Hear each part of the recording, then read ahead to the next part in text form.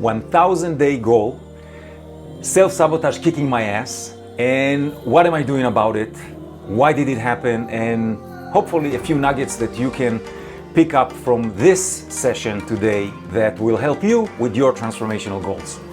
Welcome, my friends. Welcome back to my channel.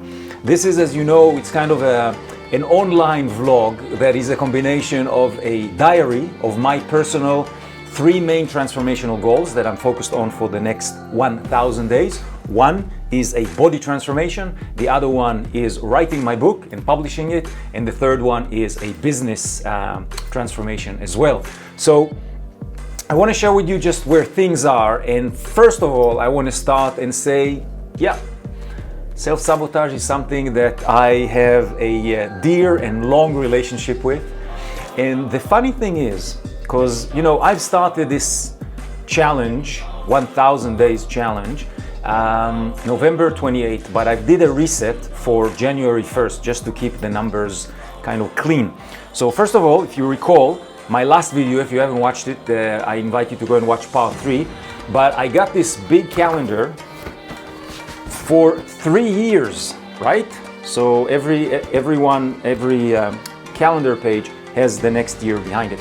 Now what I do is I track my progress every day if I have been close or I did something that is related to my 1,000-day goal, which is for me body transformation, business, and writing a book. So far it's been good, but self-sabotage has already reared its ugly head.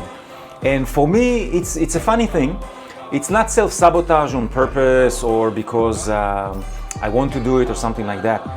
When I start to see success, that's my take, okay, on the process here. When I start to see success and things are moving maybe a little bit too fast in the right direction, or they are kind of easier than what I predicted, so it's not the grind that I expected to be or something like that, there's a side of me that starts to say, maybe you can let go a little bit here, right? You can cut some corners. So for me, I'll share with you specifically around my nutrition. So to do a body transformation, my challenge, 1,000-day challenge, is basically to transform and shift the ratio between my fat and muscle tissue. And it's something that I've been working on for quite a while now, but never been able to concentrate on it because of car accidents, amputations, heart attack, all sorts of things that got in the way. But now I'm at the healthiest and strongest and most clear place I've been in for many, many years, and it is time for me to focus on that. But here's what happens. In order to achieve big goals, specifically transformational goals, I talked about this in previous videos, how clear you need to be with your why you're doing this. You have to have resolve, something from the inside, something that really is going to drive you beyond willpower and just grind your way through, because those are limited resources. They just don't last long enough. And challenges will come your way. And here it is for me, almost a month on the journey here, and challenges have already came about. So to do a body transformation, for example, nutrition is probably 80 to 85% of success. And many people think, oh, I'll just go to the gym, I'll just do more cardio. I was just at the gym today, and you see people that are relatively, kind of New Year resolution people. They come with their beer bellies, or they're kind of in a bad shape and they're trying to get into shape. And the first thing they do is they jump on the cardio machines and they just grind and try and do as fast as they can go on the machines, because the thought is, oh, if I'll do it faster, if I'll do it harder, things will change. But at the end of the day, I can tell you, specifically with the path I follow for a body transformation, changes of nutrition in order to allow fat to dissolve. That's the first phase. There are 3 phases to this. The first one is basically a reduction of fat, right? And building muscle, and then it's kind of working on strength and building the body and sculpting the body in a more precise way. But nutrition is pretty much everything. Now, in order to be on top of nutrition, it means that I need to plan my week. I need to cook all my meals in advance. I need to take my meals with me. The timing of the meals is important. I eat every 2 to 2.5 hours, pretty much 5 to 6 times a day. And it really requires a very focused mind and to be determined to stay on path, because the results were quite amazing at the beginning. I shared this in my previous video. I dropped 8 pounds, almost 4 inches of my waist. It was like this, oh my God, this is going way too fast, and the results are, I don't know, I'm not ready for them. So I've started to self-sabotage, and it comes in minimal kind of tiny ways, right? So it's not doing the meal prep as I should. It is snacking food, with family on the weekend. We have our, pancakes, or they do, a pasta dish or something like that, things that I love. And if before I wouldn't touch it, or I would kind of just maybe take one piece, now it's a little bit more and a little bit more. And what I notice is very interesting. It is not that it is all or nothing, or it has to be everything 100%. It's the mindset behind it that allows me to think in a way that, oh, it's going well, why don't we ease off, or why don't we not be as dedicated to the process as we were before. What I have learned doing transformational work for many, many years, recovering from 3 near-death experiences, helping dozens and dozens of clients transform their personal life, their health, their relationships, their businesses, I've learned something very, very powerful. The element of belief, which is a little bit elusive for most of us. What is it you believe in? Because you choose what to believe in. Maybe early stages you hear other people and their opinions, whatever it is, be that religion or business or relationship, or you don't have your own opinion about it and you haven't developed your voice around it, so you pick it up from other people. But as you grow and mature and hopefully get a little bit more wiser as you experience more things in life, you start to understand that there is a certain way that you bring things into your life, and you create a belief system around them. What's doable, what's not doable, what's right, what's wrong, what's ethical, what's not, what you think you're capable of. All of those things are belief systems that we create over time based on our own decisions of what we think is real and true at that particular time. The one thing that I've learned many, many times over is to always question it. Is what I think or what I believe in right now, specifically around specific areas that I'm focused on, is it true? The way that I perceive it, the way that I think about it, the story that I formed in my mind that actually supports the actions that I take or the inaction that I decide to not take. All of that is really based on that belief system. So for me, when I start to see that voice in me rise to the surface and it starts to play with me, right? And right now I'm in a place where I'm very playful with the entire process. It's not rigid, it's not self-abusive or how I used to be in the past. I was very hard with myself in the past on many things that I've done. It's a very difficult place to live from. And over time, I learned how to let that go and just flow a little bit more, with more love, with more self-acceptance, with just more gentleness in general for myself, for others, and for the journey as it is. So when I start to hear that voice, what I do these days, I journal a lot and I write my books, so that's also kind of a form of processing of many of these things for myself.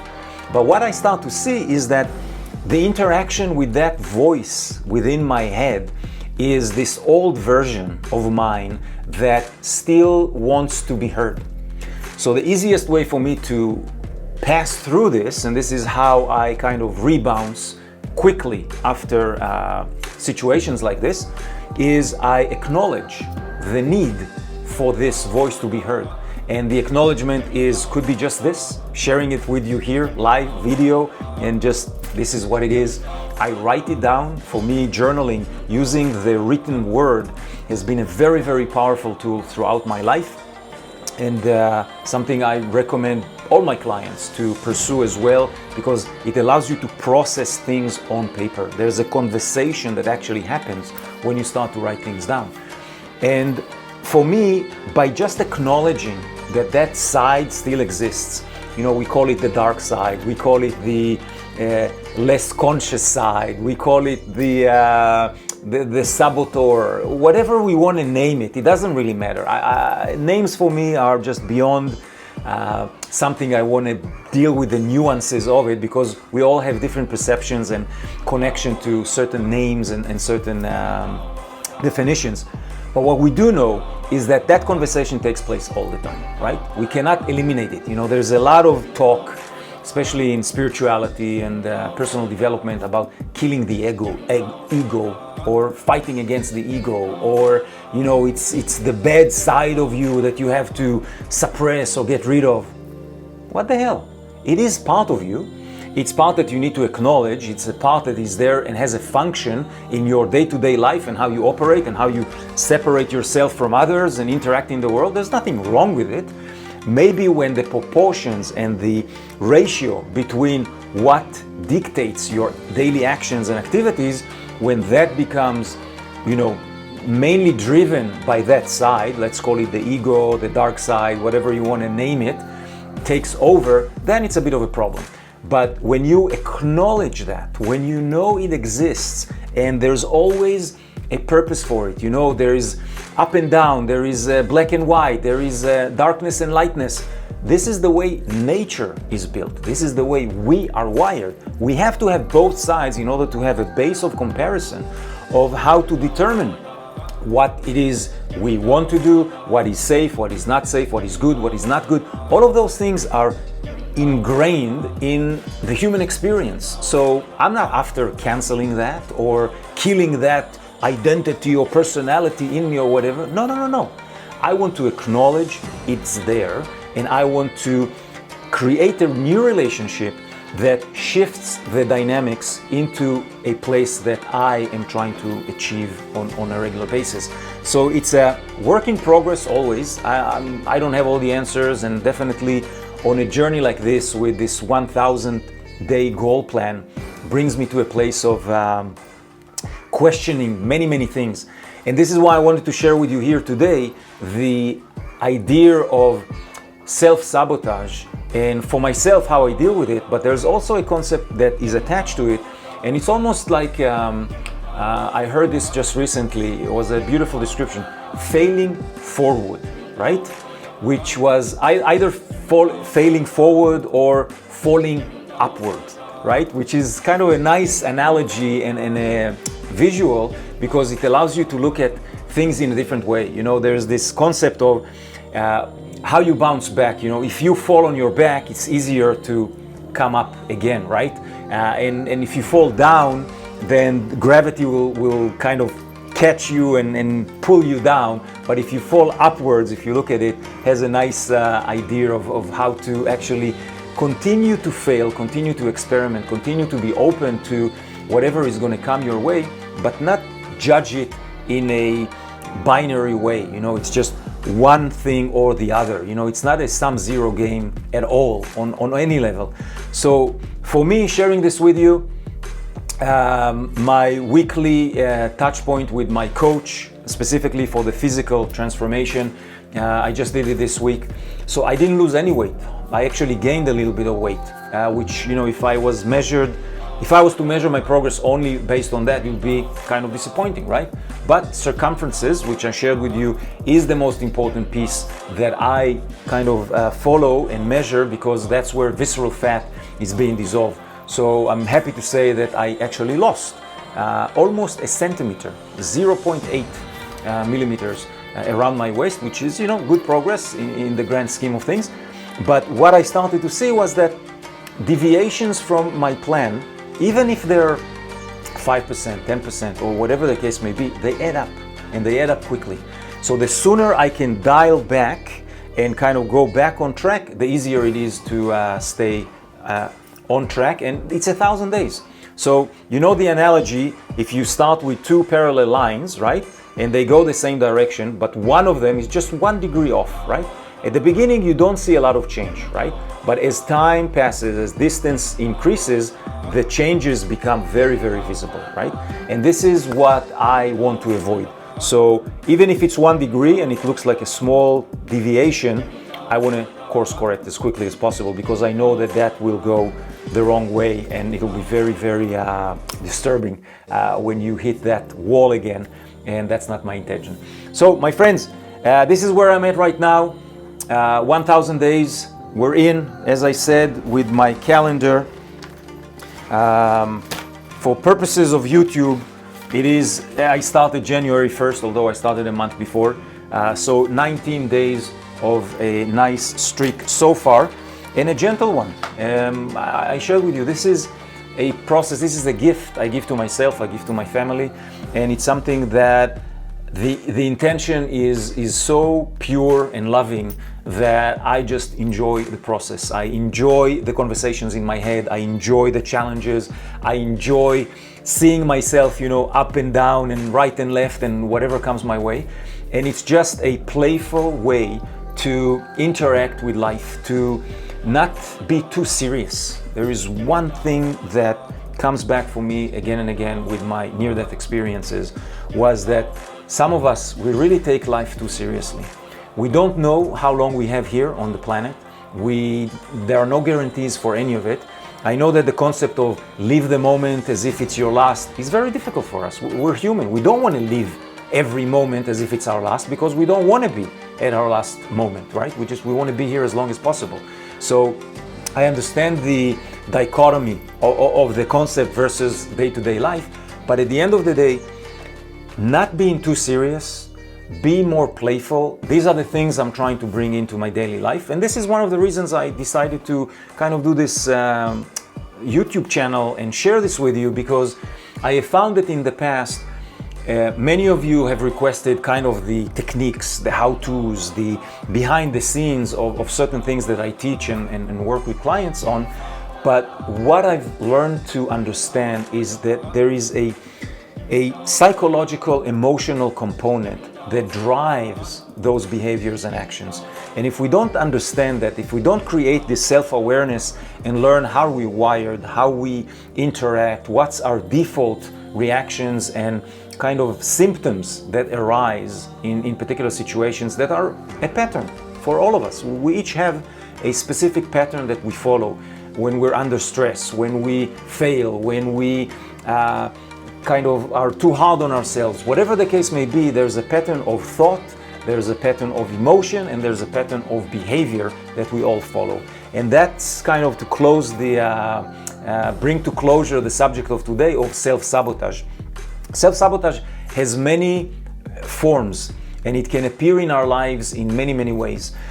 For me in particular, I shared with you at the beginning of the video, it is actually when I succeed and when I see results, better results than what I anticipate, or the path is relatively easier and the flow is kind of nicer, which is what I want. But when it actually happens, there's this, oh my God, what's going on here? Okay, maybe something is not right. So I hope some of this helps you guys. As always, love to share these things with you, and I'll see you guys in the next video. And I'll keep you updated and hope to hear from you too. All right, see you soon.